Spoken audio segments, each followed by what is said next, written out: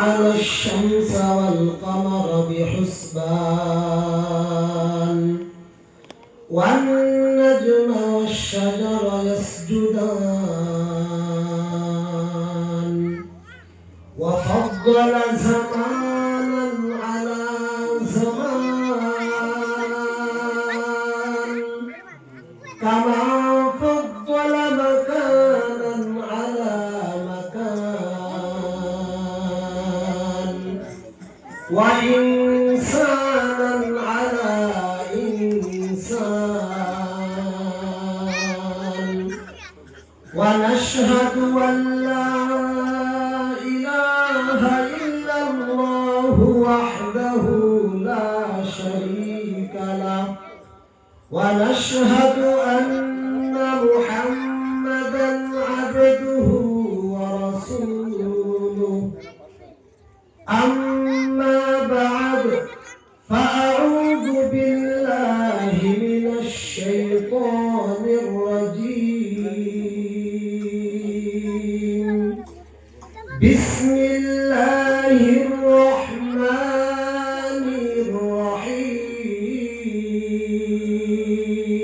الرحيم وما أرسلناك إلا رحمة للعالمين قال النبي صلى الله عليه وسلم ما أتخوف فتنة أضر على أمتي من النساء أو كما قال النبي صلى الله عليه وسلم طلب العلم فريضة على كل مسلم صدق الله المولانا العظيم وصدق رسوله النبي الكريم ونحن على ذلك من الشاهدين والذاكرين والحمد لله رب العالمين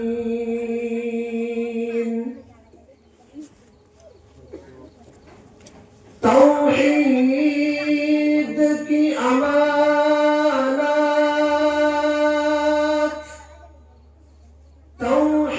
तौहीद की अमानत सीनों में है हमारे मुहम्मद ने आकर कुफ्र को मिटाया कुफ्र को मिटाकर सदाकत बताया सुब्हानक ला इल्म लना इल्ला मा अल्लमतना इन्नक अंतल अलीमुल हकीम रब्बि इश्रह ली सदरी वयस्सिर ली अमरी واحلل عقدة من لساني يفقهوا قولي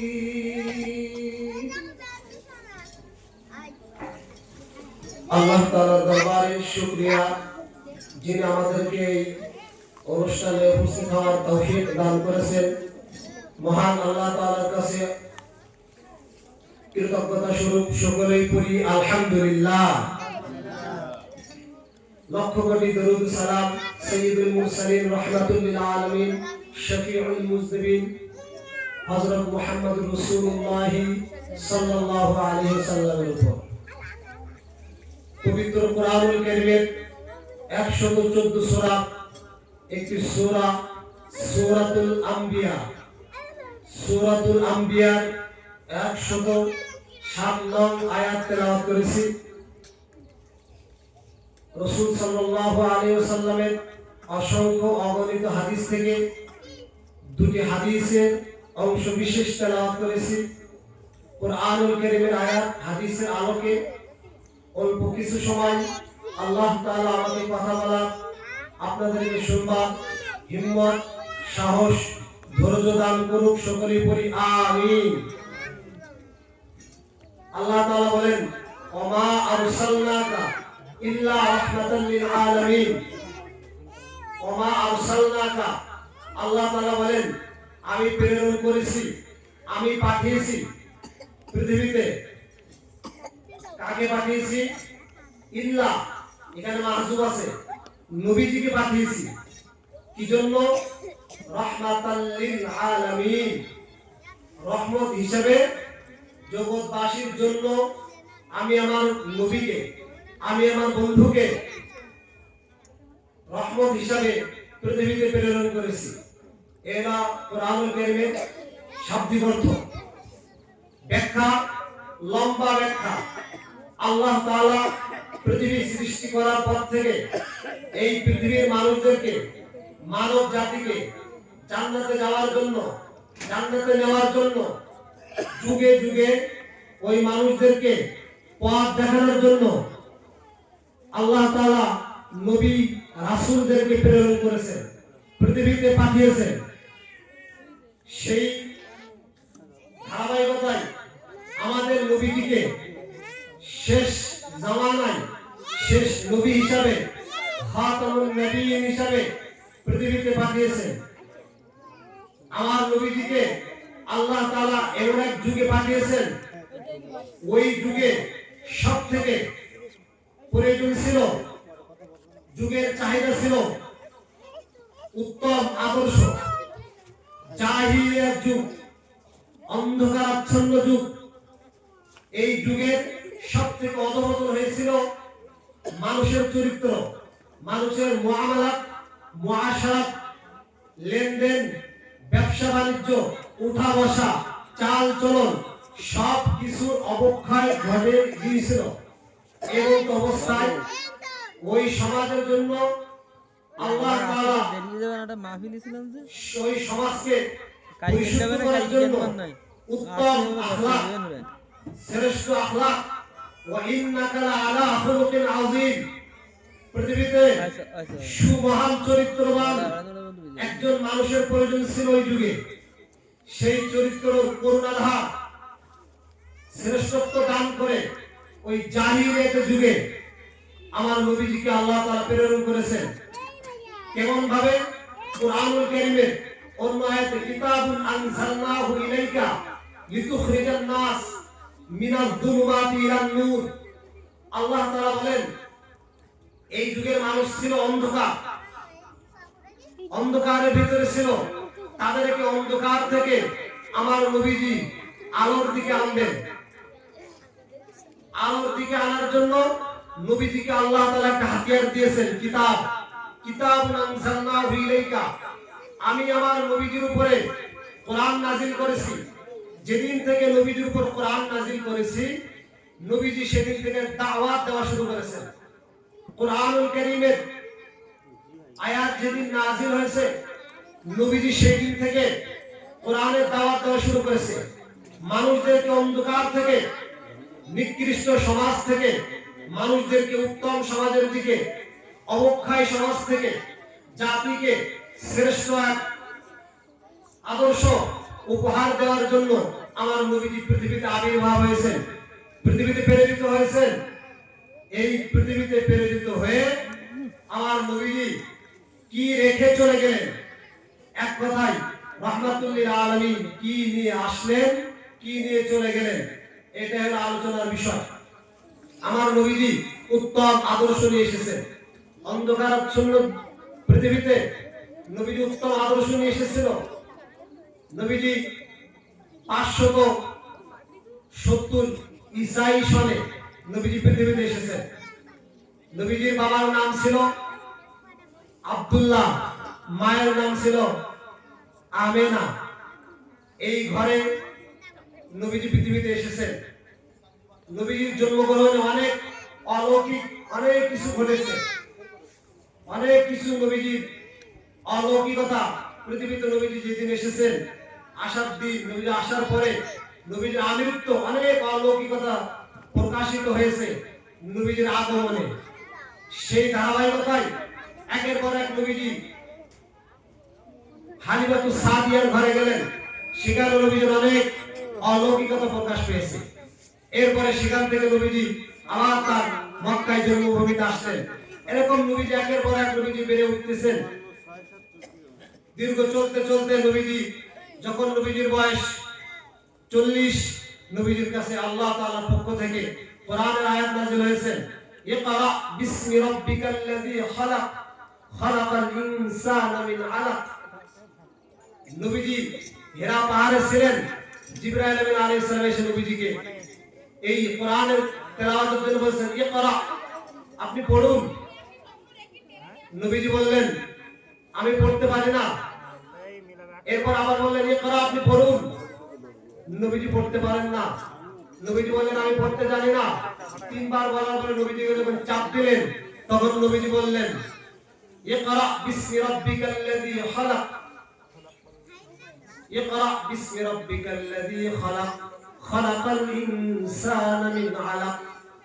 আল্লাহ তাআলার পক্ষ থেকে আমার নবীজির উপরে যখন কোরআনের আয়াত নাযিল হলো, ইকরা বিসমি রাব্বিকাল্লাযী খালাক, আপনি পড়ুন আপনার প্রভুর নামে।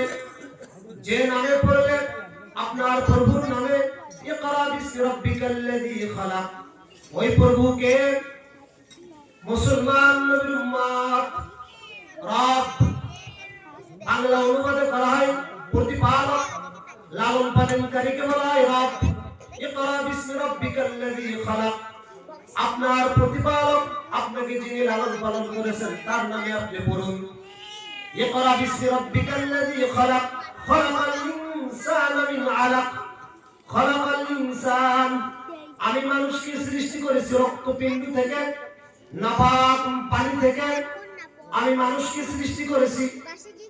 খালাকাল ইনসানা মিন আলাক, এই আয়াতে আল্লাহ তাআলা বুঝাইছেন, হে মানুষ, তোমরা কিন্তু নাপাক থেকে সৃষ্টি হয়েছো।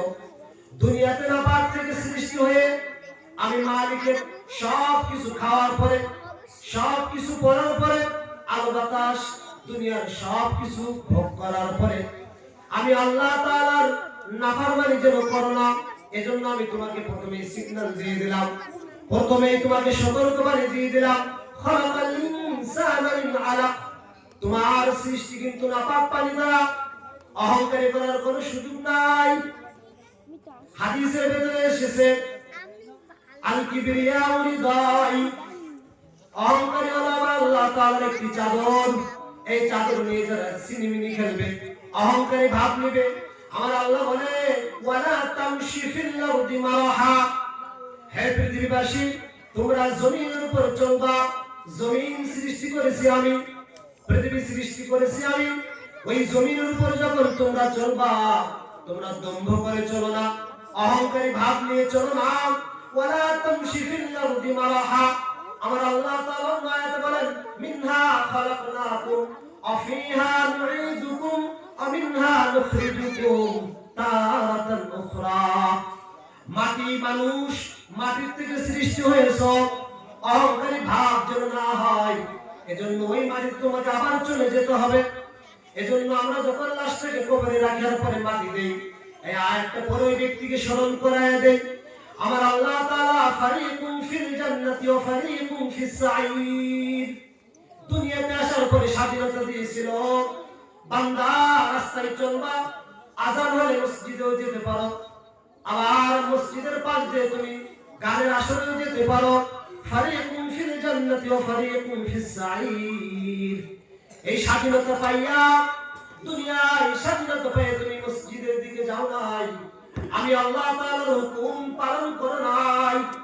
এজন্য এই স্বাধীনতার সময়টুকু তোমাকে স্বাধীনতা দেওয়ার পরে, আল্লাযী খালাকাল মাউতা ওয়াল হায়াতা লিয়াবলুয়াকুম আইয়ুকুম আহসানু আমালা, পরীক্ষার হলে দিয়েছিলাম অল্প সময় 50-60 বছরের হায়াত দিয়ে। এই অল্প সময় হায়াত পাইয়া এই মাটির উপরে তুমি দম্ভ করে চলেছো, আল্লাহর হুকুমের সাথে বৃদ্ধাঙ্গুলি দেখিয়েছো, হুকুমকে তুমি লঙ্ঘন করে চলেছো। এরপরে মাটি দেওয়ার সময় তোমাকে জানিয়ে দেই অমিনহা নুখরিজুকুম, আবার বলি তারাতান উখরা। হে মানুষ, মাটির সৃষ্টি হইয়া আবার ওই মাটিতে তুমি বসবাস করিয়া মাটির ভিতরে তোমাকে রেখে দিলাম। এই কথা জেনে রেখো, আবার কিয়ামতের ময়দানে কিন্তু এই মাটির থেকে তারাতান উখরা তোমাকে আবার শেষ বিচারের দিনে উঠানো হবে। মুসলমান নবীর উম্মত, ওয়ালা তামশি ফিল আরদি মারহা, আল্লাহ তাআলার নাফরমানি যেন জমিনের উপর না হয়, এজন্য আল্লাহ নবীজিকে যখন প্রথম আয়াত নাযিল করলেন, খালাকাল ইনসানা মিন আলাক ইকরা বিসমি রাব্বিকাল্লাযী খালাক, নবী আপনি পড়ুন আপনার প্রভুর নামে। কোন প্রভু? অন্য আয়াতে বলেন আর রহমানির রহিম, আলহামদুলিল্লাহি রাব্বিল আলামিন, আর রহমানির রহিম, মালিক ইয়াউমিদ্দিন। বারবার প্রত্যেক নামাজে বান্দা যখন তুমি স্মরণ করবা, মালিককে জপবা, মালিককে স্মরণ করবা, মালিকের কুদরতি কদমে যখন সাজদা দিবা, আল্লাহ তাআলাকে যখন বিনয়ের সাথে তুমি মেনে নিবা, আল্লাহ তাআলার কাছে যখন আবুদু বিনতি করবা, ইয়্যাকা না'বুদু, আমি এর গোলাম হইয়া, আমি দুনিয়ার কোন মানুষের কাছে হাত পাতি নাই, দুনিয়ার কোন মানুষের কাছে চাই নাই। মুসলমান নবীর উম্মত, ইয়্যাকা না'বুদু ওয়া ইয়্যাকা নাস্তাঈন, এরপর আপনার কাছে সাহায্য চাই, আপনার কাছে সাহায্য চাই, দুনিয়ার কোন মানুষের কাছে সাহায্য চাই না। আপনার ইবাদত করি, আপনার কাছেই চাই, আপনার হুকুম পালন করি। এই শীতের রজনীর ভেতরেও আমি গোলাম আরামের বিছানাকে ত্যাগ করি আপনার হুকুম ফজরের নামাজে দাঁড়িয়ে যাই। মুসলমান নবীর উম্মত, নামাজে দাঁড়িয়ে আপনার গুণগান গাই।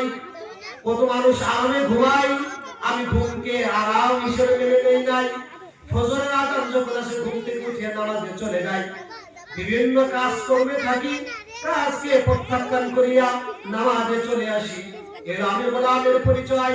ওয়ালা তামশি ফিল আরদি মারহা, আমার ভিতরে যদি কোনো অহংকারী না চলে আসে, আপনার হুকুম লঙ্ঘন যেন না হয়, এজন্য পাঁচ ওয়াক্ত আপনার কুদরতি কদমে গিয়া সাজদায় নত হই। মুসলমান নবীর উম্মত, পাঁচ ওয়াক্ত নামাজ যদি বান্দা আদায় করতে পারে, আমার আল্লাহ তাআলা বলেন পাঁচ ওয়াক্ত নামাজ তোমাদেরকে দিয়েছি। বারবার যখন আমার কাছে বান্দা আসবা, সকালে এসে যখন হাজিরা দিবা, সারা দিনের পেরেশানি, রিজিক, অভাব অনটন আমি আল্লাহ তাআলা দূর করে দিব।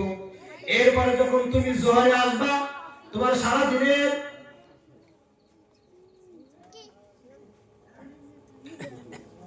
মুসলমান নবীর উম্মত, আমার আল্লাহ তাআলা বান্দাকে পাঁচ ওয়াক্ত নামাজ দিয়েছেন, যথাসময়ে আদায় করতে হবে। নামাজকে নামাজের মতো আদায় করতে হবে, আল্লাহ তাআলার গোলামি পালন করতে হবে। আমার আল্লাহ তাআলা অন্য আয়াতে বলেন, বান্দা তোমাদেরকে আমি দুনিয়ায় পাঠিয়েছি আমার ইবাদতের জন্য। আর নবীজি হাদিসে বলেন, ঈমান আনয়ন করার পরে সর্বপ্রথম তোমাকে আমি নামাজের আদেশ করলাম। এজন্য পাঁচ ওয়াক্ত নামাজ যখন নামাজের সময় হবে, নামাজ আদায় করতে হবে। নামাজ যদি বান্দা ছেড়ে দেয়, তাহলে বান্দার জন্য জাহান্নামের আগুন, বড় গুনাহ, কবিরা গুনাহ, যে গুনাহের কোনো শেষ নাই। হাদিসের ভিতরে এসেছে এক ওয়াক্ত নামাজ যদি বান্দা কাজা করে, তার জন্য 2,88,00,000 বছর জাহান্নাম। এজন্য পাঁচ ওয়াক্ত নামাজের সময় আদায় করতে হবে। নামাজ কখনো ছেড়ে দেওয়া যাবে না। নামাজ সংক্রান্ত যে কথাগুলো বললাম, আল্লাহ তাআলা আমাদেরকে পাঁচ ওয়াক্ত নামাজ যথাসময়ে আমল করার তৌফিক দান করুন। এবং আপনাদের পাশে গোয়ালডাঙ্গা সুলমানিয়া হাফিজিয়া মাদ্রাসা, এখানে মাদ্রাসা কিছুদিন বন্ধ থাকার পরে খোলা হয়েছে। আপনাদের কাছে বিনীতভাবে আরজ থাকবে, এখন ডিসেম্বর মাস চলতেছে, আপনাদের যাদের বাচ্চারা স্কুল প্রাইমারিতে পড়তো, তাদেরকে এই জানুয়ারি থেকে বা এই মাস থেকেই মাদ্রাসায় দিতে পারেন। এখানে আমরা হেফজখানা আছে, এবং পাশাপাশি আমরা বাংলা, অঙ্ক, ইংরেজিও শেখাবো 3 পর্যন্ত। এজন্য আপনাদের কাছে আরজ থাকবে, আপনারা সন্তান দিবেন, আপনাদের সন্তানদেরকে হাফেজ আলেম বানাবেন। এই কথা বলে, এই দাওয়াত রেখে আমার কথা এখানে শেষ করছি। ওয়া আখিরু দাওয়ানা আলহামদুলিল্লাহি রাব্বিল আলামিন।